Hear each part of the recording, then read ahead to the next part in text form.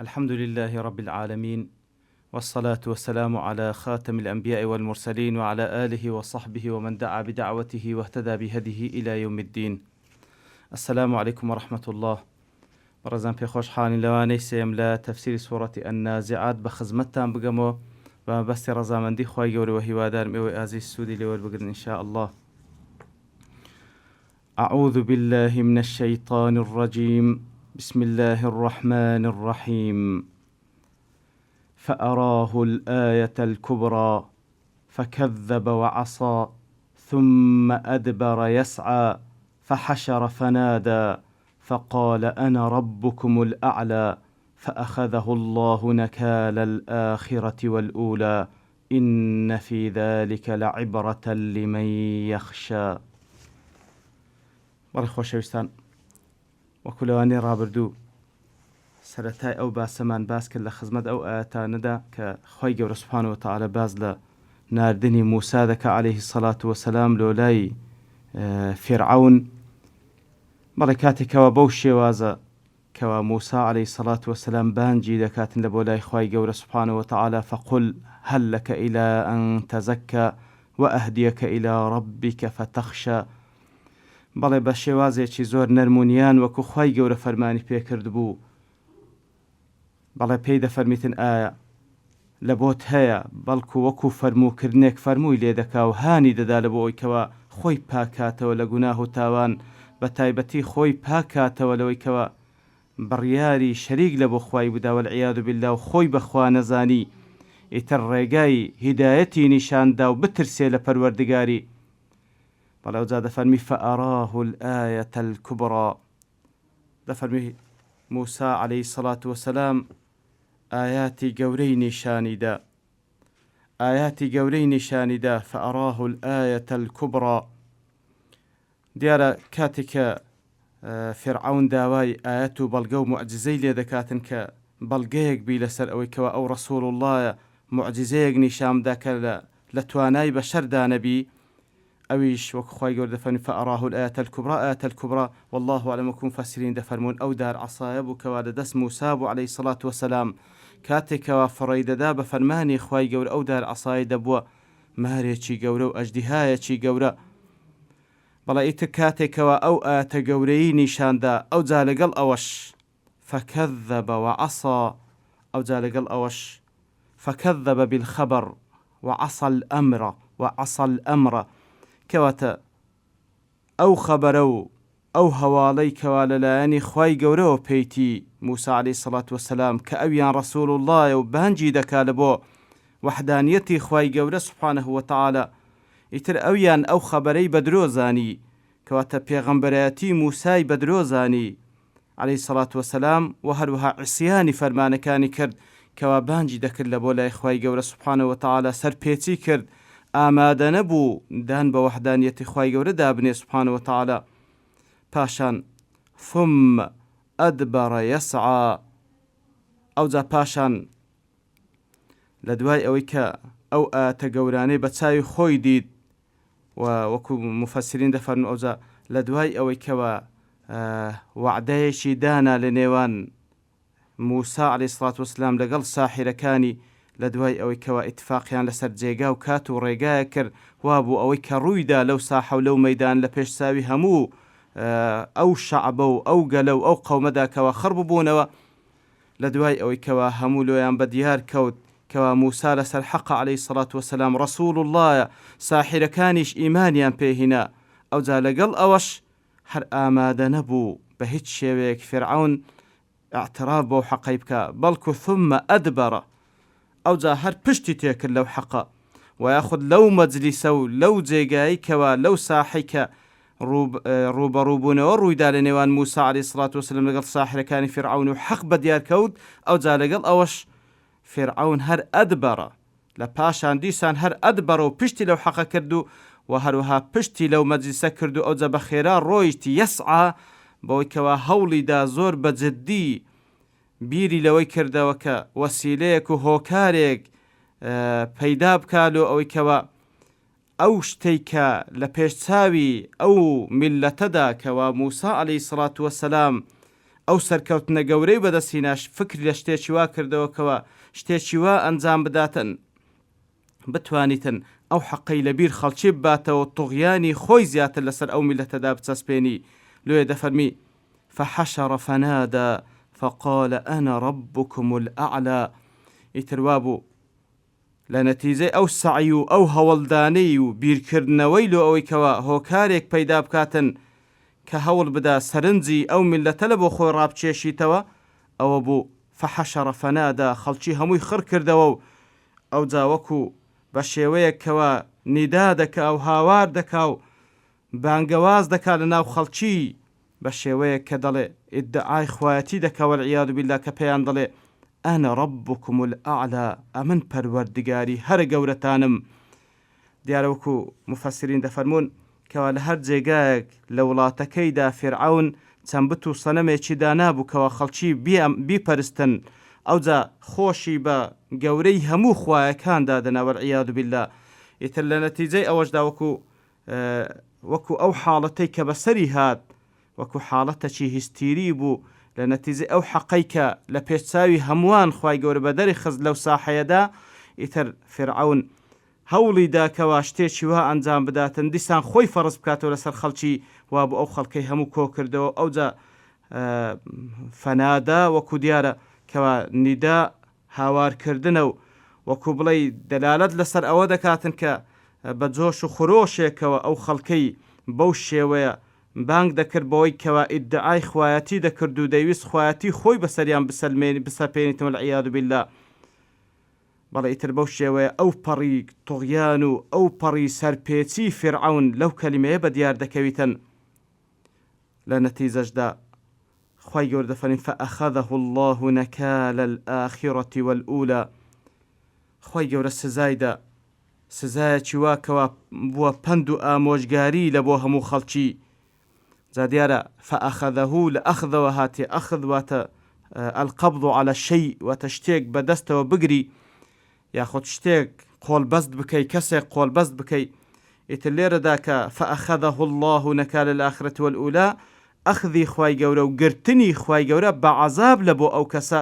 لێ فأخذه لێرەدا واتە خوای گەورە سوبحانه وتعالى گرتی بە عەزاب کەواتە خوای گەورە سوبحانه وتعالى وەکو سنەتی هەمیشەی هەروە إن الله لا يملي للظالم حتى إذا أخذه لم يفلته.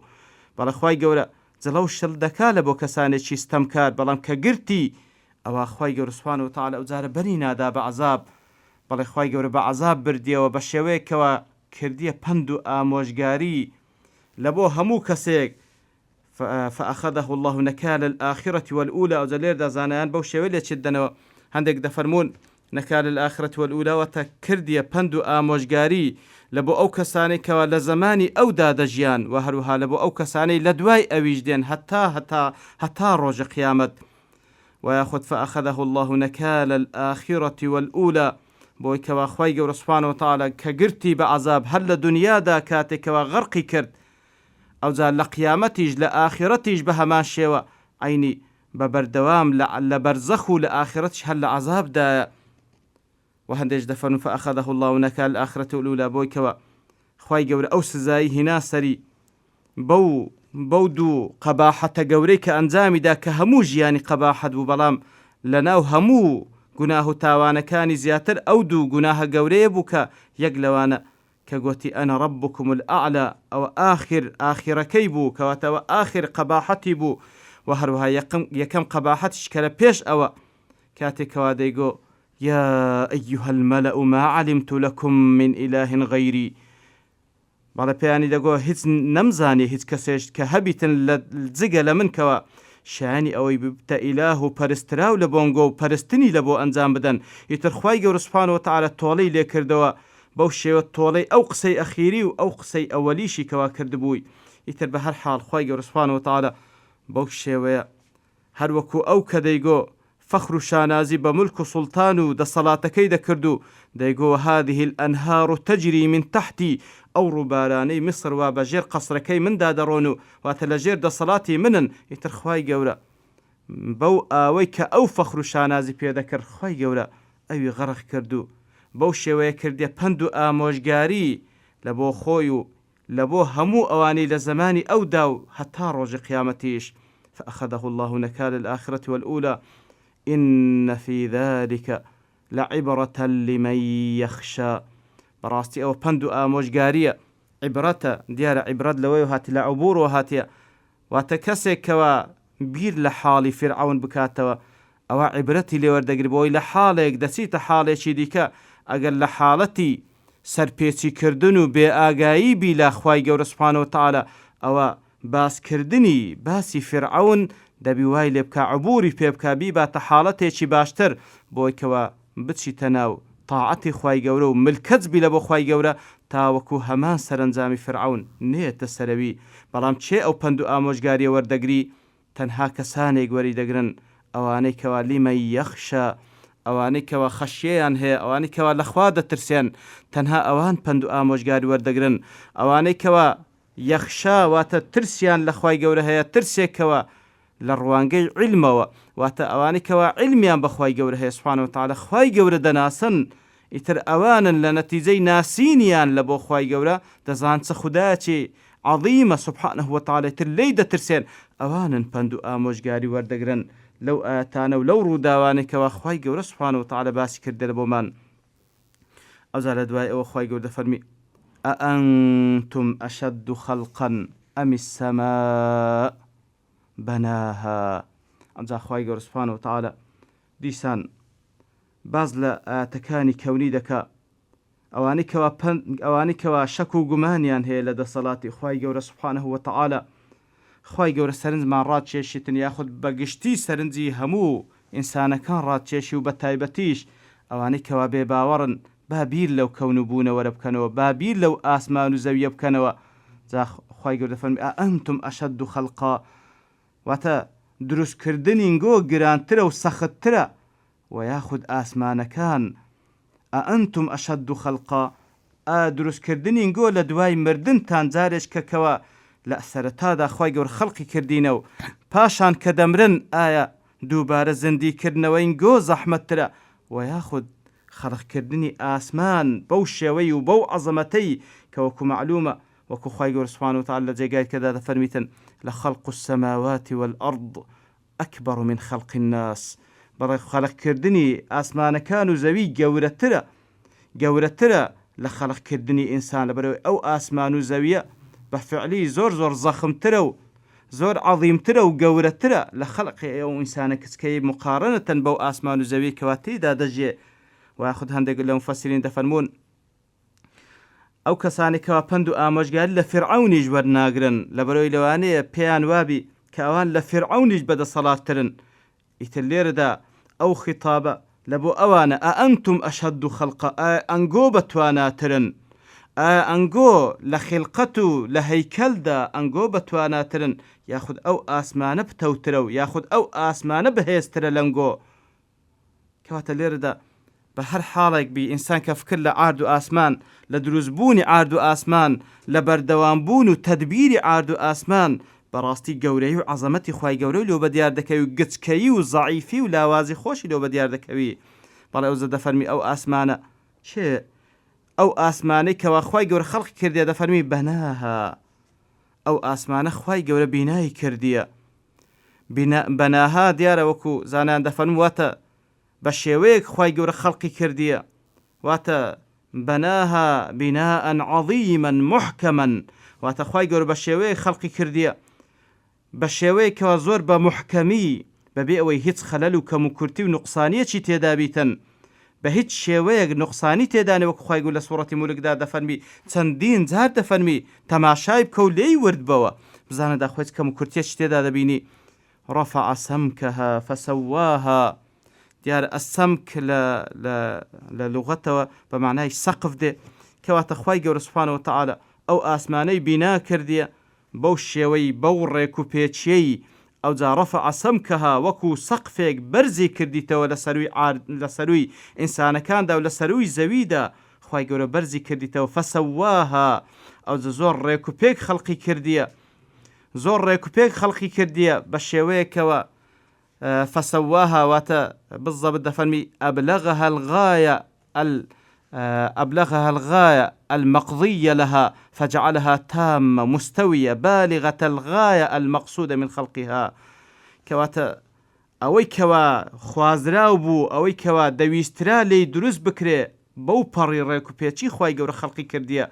واتە هەموو شتەکانی لە جێگای خۆی زۆر بە ڕێک و پێچی، هەموو شتەکانی بە تەسویە خوای گەورە خەڵقی کردیە سوبحانەه وتەعالە.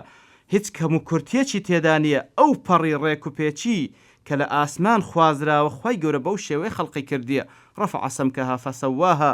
ئەوجا لە پاشەوی خوای گەورە دەفەرمی وأغطش ليلها وأخرج ضحاها. وهروها خوای گەورە شەوەکانی تاریک کرد، وهروها ئەوجا ڕووناچی ڕۆژەکەی دەرهینا. کەواتە خوای گەورە سوبحانەه وتەعالە شەوەکانی تاریک کرد و ڕۆژەکانی ڕوونا کردەوە، کە وەکو معلومە ئەوش لە نەتیجەی حرەکەی مانگ و ڕۆژ و لە نەتیجەی حرەکەی زەوی معلومە دیارە ئەو شەو و ڕۆژە کەوا خوای گەورە بەو شێوە خەڵقی کردیە. بەنسبەت ئینسانەکان خوای گەورە لە هەر 24 ساعتێک شەو و ڕۆژمان نیشان دەدا وەکو بەڵگەیەک لەسەر دەسەڵاتی خوای گەورە کە بەو شێوەیە ئەو کەونەی خەڵق کردیە و بەڕێوەشی دەبا بە بەردەوامی بە علامەتی ئەوەی کەوە بە بەردەوامی لە هەر 24 ساعتێک شەو و ڕۆژ دووبارە دەبیتەوە، کەوە ئەو کەونەی کە خوای گەورە خەڵقی کردێ وازیشی لێ نەهێنا، بەڵکو بە بەردەوامی سەرپەرشتی لەسەر دەکا و بەڕێوەی دەبا و دیارە هەدەف و مەبەست و غایەتیش هەیە لەو خەڵق و لەو بەڕێوەبردنەی کە دیارە لە قیامەتی هەموو شتێک تەحقیق دەبی و وەزیفەیەکی لە بۆ ئینسان تەحدید کردیە کەوا لە قیامەتدا حسابی لەگەڵ دەکاتەوە لەسەر ئەو وەزیفەی هەتا چەند پێی پابند بووە، هەتا چەندیش کەم تەرخەمی کردیە. خوای گەورە پەنامامدا. سبحان ربك رب العزة عما يصفون وسلام على المرسلين والحمد لله رب العالمين.